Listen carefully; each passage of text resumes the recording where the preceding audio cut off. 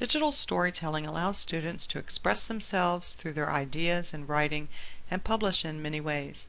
GoAnimate gives students a venue to create animated cartoons of their stories for free. The only thing you will need to do is to create yourself an account, and then you'll be all set and ready to go. When you log in, you'll be directed to this page, and you can create an account by clicking on the Create button at the top of the page or clicking Make a Cartoon at the bottom.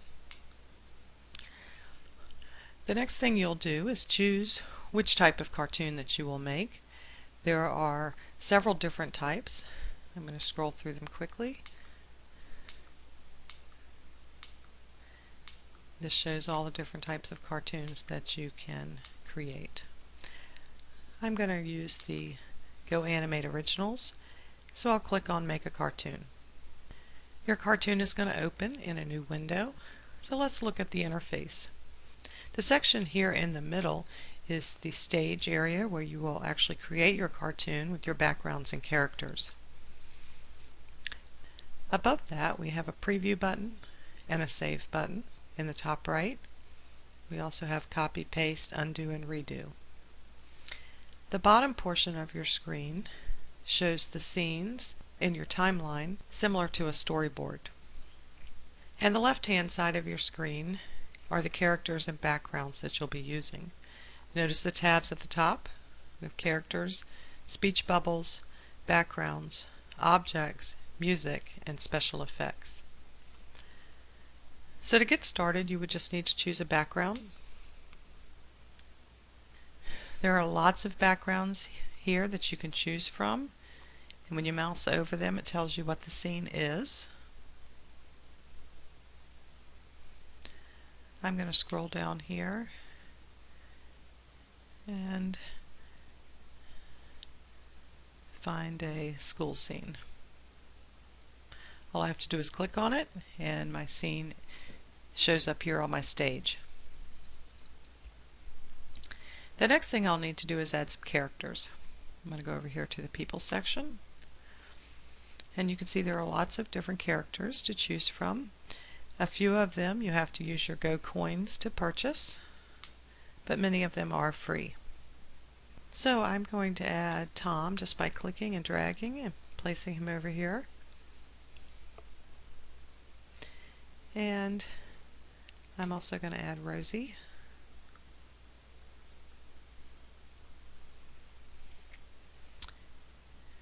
And Jane. Now once I have my characters on my stage, there are several things that I can do with them. I'm going to click on Tom, and when I do, I get some options up here up at the top. I can click to flip him to a different direction. I can also bring him forward and send him backward. This is important with some of the movable objects in our scenery. For example, when I mouse over the bench, the lockers, you can see that these are movable objects. So for example, if I was putting Susie back here, I could send her behind the bench. If I decide that I want to get rid of something on the stage, I can click on the delete. I can also resize my characters by clicking in the corner and dragging the objects to make them smaller or larger.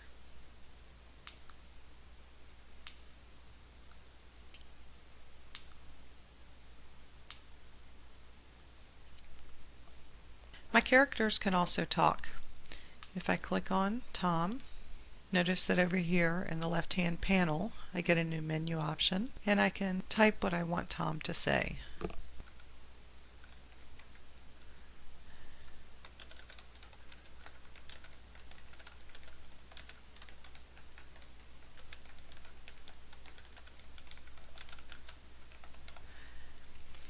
I can also choose a voice for Tom by clicking here and giving him a voice. Once I'm completed with that portion, I click Add Voice.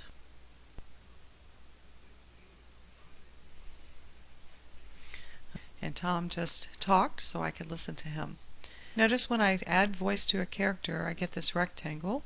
For zooming, I'm going to click on the rectangle and I'm going to delete it. So Tom is talking. The other thing that I could do for speech is to change this text to voice and click on mic recording, and I could record my own voice. Now I can add actions to Tom by clicking here. Right now he's just standing, but I could have him do some movement by walking, show some emotion. For example, if he's excited,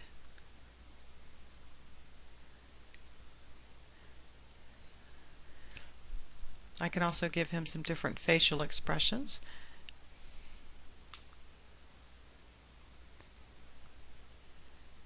I'm going to keep him on the talk expression though, however, because I've given him some voice.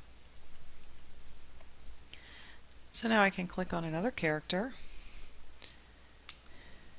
and I can give her a happy facial expression. Now I am ready to move on to another scene. I'm going to click here in the area outside of my stage and I'm going to click on Add a Scene. Now my new scene is a duplication of the first scene, so I'm going to click back on Tom. I don't want him to be talking in this one. And instead of giving him the emotion, I'm going to have him just be standing again.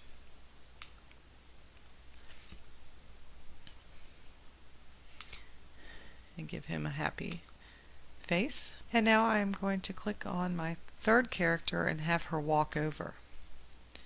So I'm going to click on her, and for actions, movement, I'm going to say walk. Notice when I do, I get two characters. I want to know where she's going to end up when she walks, and her original location is going to be off stage. So let's preview what we have so far.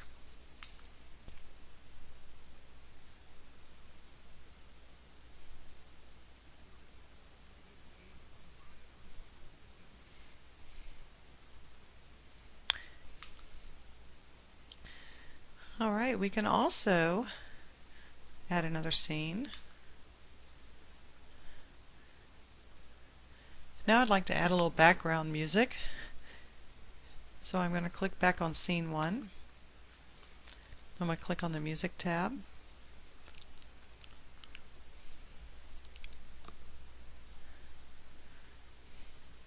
And there are lots of different music and effects that I can add.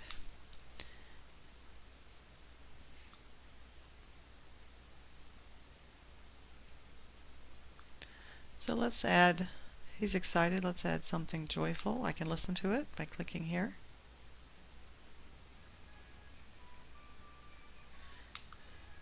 Alright, I'm going to add that one by clicking on the title.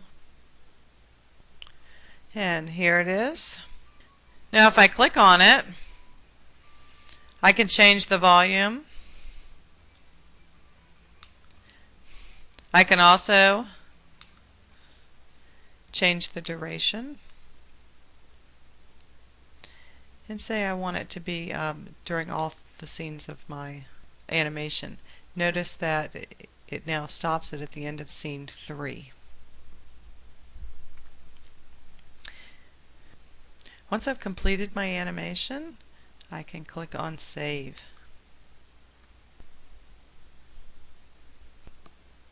A window is going to open. It's going to ask me to give it a title.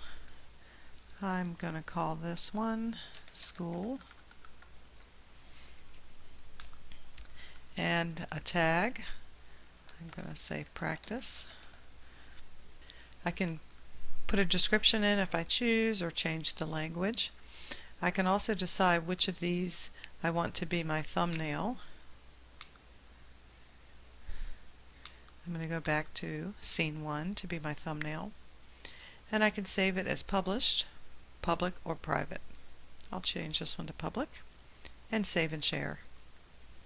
That's going to bring me to this window, which allows me to import contacts to share by email or to download the animation. However, I'm going to go ahead and click on My Animations here under my login name. And now I am at my animation scene. Here's the animation that I just created. There are several things that I can do with it. I can click on Share. Share will allow me to post this to any of these websites, to email this to friends. I also have a URL address I can copy and paste into an email link, or I can embed this on my wiki or blog. If I click on Manage tab, it gives me several options here to click to edit my animation, copy, delete, unpublish it, set it as private, or enable copies of it. I can also click up here to edit my animation. Well, I've given you the basics to get started. I hope that you and your students have a great time animating.